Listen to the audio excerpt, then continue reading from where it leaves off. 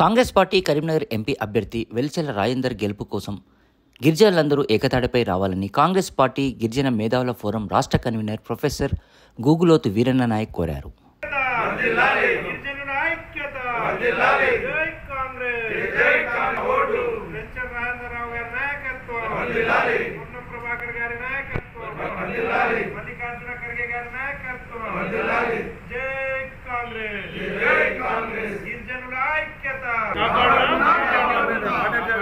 భారత రాజ్యాంగాన్ని కాపాడుకుందాం, వ్యవస్థని కాపాడుకుందాం, భారత ప్రజాస్వామ్య వ్యవస్థని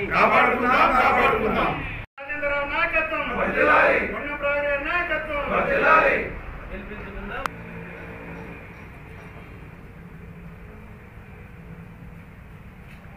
ముఖ్యంగా గత 10 సంవత్సరాల కాలంలో బీజేపీ ప్రభుత్వము చేసినటువంటి గొప్ప చట్టాలు ఏదైనా ఉన్నదా అంటే ఏది లేదు చెప్పుకోవడానికి. విద్యాలయాలు ఏర్పాటు చేయలేదు, వైద్యాలయాలు ఏర్పాటు చేయలేదు, ప్రజలకు కావాల్సినటువంటి కనీస అవసరాలకు నిమిత్తము ఉన్నటువంటి గృహ వసతి కానీ విద్యుత్ సౌకర్యం కానీ పేపర్లలో చెప్తున్నారు తప్ప ఈనాటికి ఏ పల్లెను చూసినా ఇందిరమ్మ గృహాలు కనబడుతున్నాయి. ఈరోజు భారతదేశం మొత్తంలో పేద బడుగు బలహీన వర్గాల వారు కనీసం 100 రోజుల పనైనా చేయాలని చెప్పి తపనతో కాంగ్రెస్ పార్టీ తీసుకొచ్చినటువంటి చట్టంతో డైలీ 300 రూపాయలు ఉపాధిని పొందుతున్నటువంటి కార్మికులు కాంగ్రెస్ పార్టీ చేసినటువంటి గొప్ప ఘనకార్యాన్ని తెలుసుకుంటున్నారు. మరి ఈరోజు కాంగ్రెస్ పార్టీ తెలంగాణ రాష్ట్రంలో ఇచ్చినటువంటి 6 వాగ్దానాల్లో 4 వాగ్దానాలు అమల్లోనికి వచ్చినాయి, వాళ్ళు అనుభవిస్తూ ఉన్నారు. కాబట్టి కాంగ్రెస్ పార్టీ అధికారంలో ఉన్నటువంటి తెలంగాణ రాష్ట్రంలో కాంగ్రెస్ అభ్యర్థులను ఎంపీగా గెలిపించుకుంటే రేపు కాంగ్రెస్ పార్టీ కేంద్రంలో అధికారం వచ్చినా లేదా ప్రతిపక్షం ఇంకేదైనా అధికారంలోకి ఉన్న ఫండ్స్ ఎక్కువగా నిధులను సమీకరించి తెలంగాణ రాష్ట్ర అభివృద్ధి కోసం పాటుపడాలి అంటే కాంగ్రెస్ ఎంపీ అభ్యర్థులను గెలుపొందించవలసినటువంటి అవసరం ఉంది. ముఖ్యంగా నరేంద్ర మోడీ ప్రభుత్వం చెప్తున్నటువంటి భారత రాజ్యాంగ మార్పు ఏదైతే ఉందో మనువాద సిద్ధాంతాన్ని తీసుకొచ్చి రాజ్యాంగంలో లౌకికవాదాన్ని తొలగిస్తామని చెప్పి ఏదైతే కుట్ర జరుగుతుందో అనంత్ కుమార్ హెగ్డే లాంటి వాళ్ళు మరి బాహటంగా శెకావత్ లాంటి వాళ్ళు బాహటంగా చెప్తా ఉన్నారు, మాకు సంపూర్ణ మెజారిటీ వస్తే భారత రాజ్యాంగాన్ని మారుస్తాము, ముస్లింల రిజర్వేషన్ తీసేద్దాము, ఎస్సీ ఎస్టీల రిజర్వేషన్ కూడా తీసేద్దామని చెప్పి వాళ్ళు ప్రచారం చేస్తూ ఉన్నారు.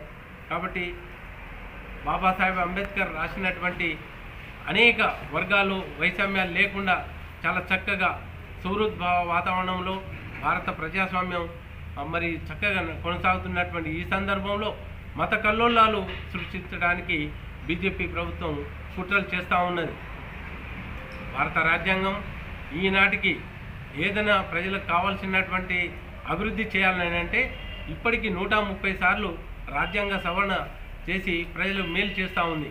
మరి అట్లాంటి సందర్భంలో మరి బీజేపీ ప్రభుత్వము వారు అంటే భారత రాజ్యాంగాన్ని మార్చేద్దామని చెప్పి ఎందుకు అనుకుంటున్నారో అర్థం కావటం లేదు. కాబట్టి భారతదేశంలో ఉన్నటువంటి ఎస్సీ ఎస్టీలు ముఖ్యంగా తెలంగాణ రాష్ట్రంలో ఉన్నటువంటి ఎస్సీ ఎస్టీ బీసీ బడుగు బలమైన వర్గాలు అంతా దీనికి మేల్కొనాలి.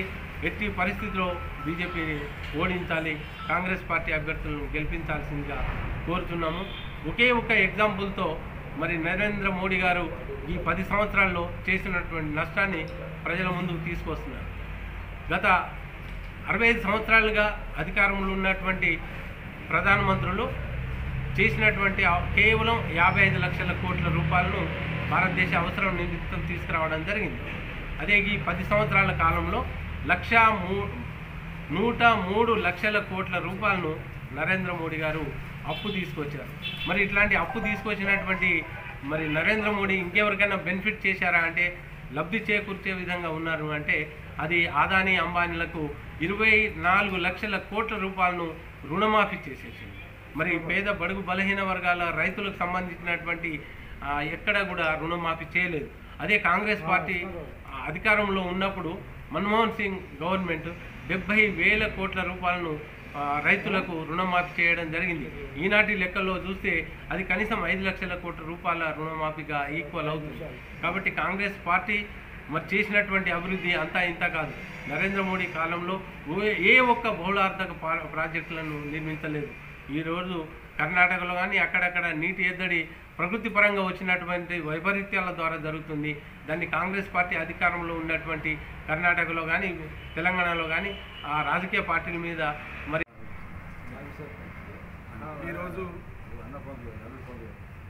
కాంగ్రెస్ పార్టీ ఆఫీస్లో గిరిజనులంతా ఏకమై హుస్నాబాద్ ప్రాంతంలో ఉన్న గిరిజనులను ఏకతాటిపైకి తీసుకొచ్చి కాంగ్రెస్ పార్టీకి అభ్యర్థి అయిన వెల్చల రాజేందర్ రావుకు భారీ మెజార్టీతో గెలిపించాలని ఈ సమావేశం నిర్వహించడం జరిగింది.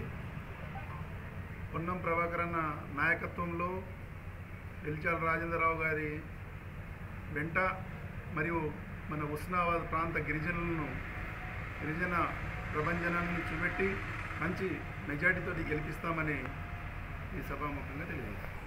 మన హుస్నాబాద్ నియోజకవర్గ గిరిజన నాయకులం అందరం ఏకతాటిగా కాంగ్రెస్ పార్టీ కార్యాలయంలో అందరం వెలిచాల రాజేంద్రరావు గారికి భారీ మెజార్టీతో గెలిపిస్తామని ఈరోజు మేము ప్రతిజ్ఞ చేస్తూ పొన్నం ప్రభాకర్ గారి మంత్రి గారి నాయకత్వంలో భారీ మెజార్టీతో గిరిజనులు అందరం ఏకతాటి మీద ప్రతి ఇల్లు గ్రామాన తిరిగి ఓట్లు సేకరించి వాళ్లకు మోటివేషన్ చేసి భారీ మెజార్టీతో గెలిపిస్తామని మేము సంతోషంగా ఈరోజు ధన్యవాదాలు.